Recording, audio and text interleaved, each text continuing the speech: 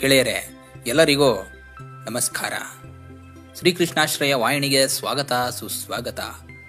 ಶ್ರೀ ಗುರು ರಾಘವೇಂದ್ರ ಮಹಾಸ್ವಾಮಿಗಳ ಆರಾಧನಾ ಮಹೋತ್ಸವ ತುಂಬಾನೇ ಹತ್ತಿರವಿದೆ.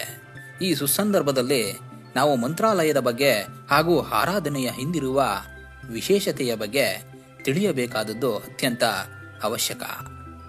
ಗೆಳೆಯರೆ, ಮಂತ್ರಾಲಯ ಎಂದಾಕ್ಷಣ ಎಲ್ಲರಲ್ಲಿರುವ ಚೇತನಕ್ಕೆ ಒಂದು ಸ್ಫೂರ್ತಿ. ಶ್ರೀ ಗುರು ರಾಘವೇಂದ್ರ ಸ್ವಾಮಿಗಳು ಏಕೆ ಈ ಸ್ಥಳದಲ್ಲಿ ವೃಂದಾವನ ಪ್ರವೇಶ ಮಾಡಿದ್ರು, ಈ ಸ್ಥಳದಲ್ಲಿ ಅಂಥದ್ದೇನು ವಿಶೇಷತೆ ಇದೆ ಅಂತ ನೋಡುವುದಾದರೆ, ಈ ಕ್ಷೇತ್ರದಲ್ಲಿ ಗುರು ರಾಘವೇಂದ್ರ ಮಹಾಸ್ವಾಮಿಗಳು ತಮ್ಮ ಮೊದಲ ಅವತಾರವಾದ ಭಕ್ತ ಪ್ರಹ್ಲಾದ ಅವತಾರದಲ್ಲಿ, ಅಂದರೆ ಸತ್ಯಯುಗದಲ್ಲಿ ಈಗಿರುವ ವೃಂದಾವನ ಸ್ಥಳದಲ್ಲೇ ಯಜ್ಞ ಮಾಡಿರುತ್ತಾರೆ.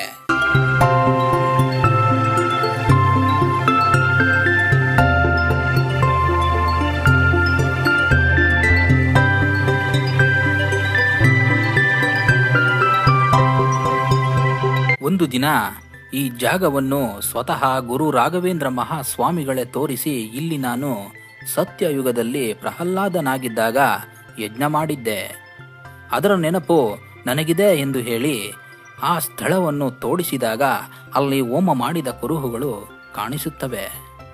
ಆದ್ದರಿಂದಲೇ ಪುಣ್ಯ ಭೂಮಿಯಾದ ಈ ಗ್ರಾಮವನ್ನು ನಾನು ಇಷ್ಟಪಟ್ಟಿದ್ದೆಂದು ಸ್ವತಃ ಗುರು ರಾಯರೇ ಹೇಳಿದ್ದಾರೆ.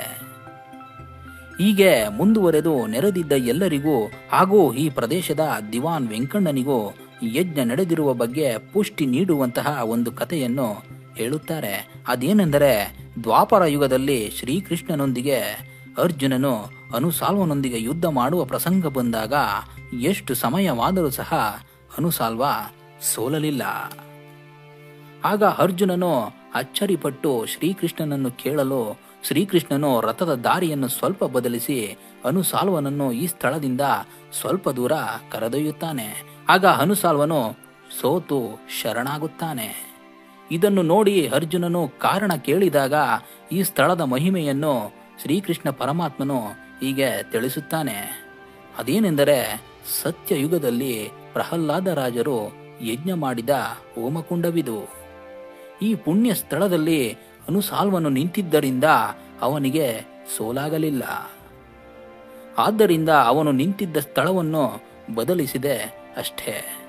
ಇದರಿಂದ ಅನುಸಾಲ್ವನ ಸೋಲಾಯಿತೆಂದು ಹೇಳುತ್ತಾನೆ. ಈ ಕಥೆಯನ್ನು ಹೇಳಿದ ಶ್ರೀರಾಯರು ತಾವು ಪೂರ್ವ ಜನ್ಮದಲ್ಲಿ ಮಾಡಿದ ಯಜ್ಞವನ್ನು ಸ್ಮರಿಸಿಕೊಳ್ಳುತ್ತಾ ಆ ಹೋಮಕುಂಡದ ಸ್ಥಳದಲ್ಲೇ ಬೃಂದಾವನದಲ್ಲಿ ನೆಲೆಸಲು ಇಚ್ಛಿಸುತ್ತಾರೆ. ಇದರ ಜೊತೆ ವೃಂದಾವನದಲ್ಲಿ ಉಪಯೋಗಿಸಿರುವ ಶಿಲೆಯು ಸಹ ಗುರುರಾಯರು ಸ್ವತಃ ಹೇಳಿರುವುದಾಗಿದೆ.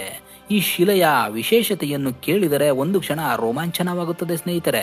ಅದೇನೆಂದರೆ, ಗುರುರಾಯರು ಒಮ್ಮೆ ಸಂಚಾರ ಮಾಡುತ್ತಿರುವಾಗ ಮಹಾದ್ವಾರ ಗ್ರಾಮದ ಬಳಿ ಈ ಶಿಲೆಯನ್ನು ನೋಡಿ, ಹಿಂದೆ ತ್ರೇತಾಯುಗದಲ್ಲಿ ಶ್ರೀರಾಮನು ಸೀತೆಯನ್ನು ಹುಡುಕುತ್ತಾ ಬಂದಾಗ 7 ಕ್ಷಣಗಳ ಕಾಲ ಈ ಶಿಲೆಯ ಮೇಲೆ ಕುಳಿತುಕೊಂಡು ವಿಶ್ರಾಂತಿ ಪಡೆದಿದ್ದರೆಂದು ತಮ್ಮ ಜ್ಞಾನದಿಂದ ತಿಳಿದು ಎಲ್ಲರಿಗೂ ಹೇಳಿರುತ್ತಾರೆ. ಈ ಕಾರಣದಿಂದ ಶ್ರೀ ಗುರುರಾಯರು ಈ ಶಿಲೆಯಿಂದಲೇ ತಮ್ಮ ವೃಂದಾವನವನ್ನು ಮಾಡಿಸಿಕೊಳ್ಳುತ್ತಾರೆ. ಸ್ನೇಹಿತರೆ, ಈಗ ಶ್ರೀ ಗುರು ರಾಘವೇಂದ್ರ ಮಹಾಸ್ವಾಮಿಗಳ ಅವತಾರಗಳ ಬಗ್ಗೆ ನೋಡೋಣ. ಶ್ರೀ ಗುರುರಾಯರ ಮೊದಲ ಅವತಾರ ಸತ್ಯಯುಗದಲ್ಲಿ ಹಿರಣ್ಯಕಶ್ಯಪುವಿನ ಮಗನಾಗಿ ಮಹಾನ್ ಹರಿಭಕ್ತನಾಗಿ ಭಕ್ತ ಪ್ರಹ್ಲಾದ ಮಹಾರಾಜರಾಗಿ ಜನಿಸಿರುತ್ತಾರೆ. ಈ ಸಂದರ್ಭದಲ್ಲಿ ಲೋಕಕಂಟಕನಾದ ಹಿರಣ್ಯಕಶ್ಯಪುವನ್ನು ಕೊಲ್ಲಲು ಮಹಾವಿಷ್ಣುವು ಉಗ್ರ ನರಸಿಂಹ ಸ್ವಾಮಿಯಾಗಿ ಅವತಾರ ಮಾಡಿದ್ದು, ಈ ಅವತಾರದಲ್ಲಿ ಶ್ರೀ ಗುರುರಾಯರು ಹರಿದ್ವೇಷಿಯಾದ ಹಿರಣ್ಯಕಶ್ಯಪುವನ್ನು ಶ್ರೀ ನರಹರಿಯಿಂದ ಉದ್ಧಾರ ಮಾಡಿಸುತ್ತಾರೆ. ಶ್ರೀ ಗುರುರಾಯರ 2ನೇ ಅವತಾರ ದ್ವಾಪರ ಯುಗದಲ್ಲಿ ಬಹಲಿಕ ಮಹಾರಾಜರಾಗಿ, ಆದರೆ 3ನೆಯ ಅವತಾರವಾಗಿ ಶ್ರೀ ವ್ಯಾಸರಾಜ ಯತಿಯಾಗಿ ವಿಜಯನಗರ ಸಾಮ್ರಾಜ್ಯದ ಕುಲಗುರುಗಳಾಗಿ ಸಾರಸ್ವತ ಪ್ರಪಂಚವನ್ನು ಶ್ರೀಮಂತಗೊಳಿಸುತ್ತಾರೆ. ಈಗ ನಮ್ಮೆಲ್ಲರನ್ನು ಉದ್ಧಾರ ಮಾಡಲು ಇಂದಿಗೂ ಮಂತ್ರಾಲಯದಲ್ಲಿ ನೆಲೆಗೊಂಡಿರುವ ಶ್ರೀ ಗುರು ರಾಘವೇಂದ್ರ ಸ್ವಾಮಿಗಳು 4ನೆಯ ಅವತಾರ. ಈ ಎಲ್ಲ ಅವತಾರಗಳ ಮೂಲ ರೂಪ ಬ್ರಹ್ಮದೇವನ ಪೂಜಾ ಕೈಂಕರ್ಯಕ್ಕೆ ತುಳಸಿ ಪುಷ್ಪಗಳನ್ನು ಒದಗಿಸುತ್ತಿದ್ದ ಶಂಕುಕರ್ಣನೆಂಬ ದೇವತೆಯದ್ದಾಗಿರುತ್ತದೆ. ಮತ್ತೆ ಇನ್ನೊಂದು ಮಾಹಿತಿ ಏನೆಂದರೆ, ಈಗಿರುವ ಮಂತ್ರಾಲಯದ ಗ್ರಾಮದ ಹಿಂದಿನ ಹೆಸರು ಮಂಚಾಲೆ ಎಂದಿತ್ತು. ಗೆಳೆಯರೆ, ಇಲ್ಲಿಯವರೆಗೆ ಮಂತ್ರಾಲಯ ಕ್ಷೇತ್ರದ ಮಹಿಮೆ, ವೃಂದಾವನ ಶಿಲೆಯ ವಿಶೇಷತೆ ಹಾಗೂ ಗುರುರಾಯರ 4 ಅವತಾರಗಳ ಸಂಕ್ಷಿಪ್ತ ವಿವರ ನೋಡಿದೋ. ಈಗ ಪ್ರತಿ ವರ್ಷ ನಡೆಯುವ ಆರಾಧನಾ ಮಹೋತ್ಸವದ ಬಗ್ಗೆ ನೋಡೋಣ. ಮಿತ್ರರೇ, ಅದು ಕ್ರಿಸ್ತ ಶಕ 1671, ಇಂದಿಗೆ 354 ವರ್ಷಗಳ ಹಿಂದೆ ವಿರೋಧಿಕೃತ್ ಸಂವತ್ಸರದ ಶ್ರಾವಣ ಮಾಸದ ಕೃಷ್ಣ ಪಕ್ಷದ ಬಿದಿಗೆ ಶುಕ್ರವಾರದ ದಿನ, ಅಂದರೆ ಶ್ರಾವಣ ಮಾಸದಲ್ಲಿ ಹುಣ್ಣಿಮೆ ಕಳೆದ 2ನೆಯ ದಿನ, ಶ್ರೀ ಹರಿ ನಿರ್ಣಯ ಅನುಸಾರ, ಅವನ ಸಂಕಲ್ಪ ಅನುಸಾರ ಶ್ರೀ ಗುರುರಾಯರು ಶರೀರವಾಗಿ, ಅಂದರೆ ಜೀವಂತವಾಗಿ ವೃಂದಾವನ ಪ್ರವೇಶ ಮಾಡುತ್ತಾರೆ. ಆದ್ದರಿಂದ ಈ ದಿನವನ್ನು ಆರಾಧನಾ ಮಹೋತ್ಸವವಾಗಿ ವಿಜೃಂಭಣೆಯಿಂದ ಆಚರಿಸುತ್ತಾರೆ. ಸ್ನೇಹಿತರೆ, ಹೀಗೆ ಮಂತ್ರಾಲಯದಲ್ಲಿ ವೃಂದಾವನಸ್ಥರಾದ ಶ್ರೀ ಗುರುರಾಯರು 700 ವರ್ಷಗಳ ಕಾಲ ಶ್ರೀಹರಿಯ ಆಜ್ಞೆಯಂತೆ ನೆಲೆಸಿ ಭಕ್ತ ಜನೋದ್ಧಾರ ಮಾಡುವುದಾಗಿ ಆಶ್ವಾಸನೆಯನ್ನು ನೀಡಿದ್ದಾರೆ. ಅದರಂತೆ ಬೇಡಿ ಬಂದ ಭಕ್ತರನ್ನು ಐಹಿಕವಾಗಿಯೂ ಆಂತರಿಕವಾಗಿಯೂ ಉದ್ಧಾರ ಮಾಡುತ್ತಿದ್ದಾರೆ.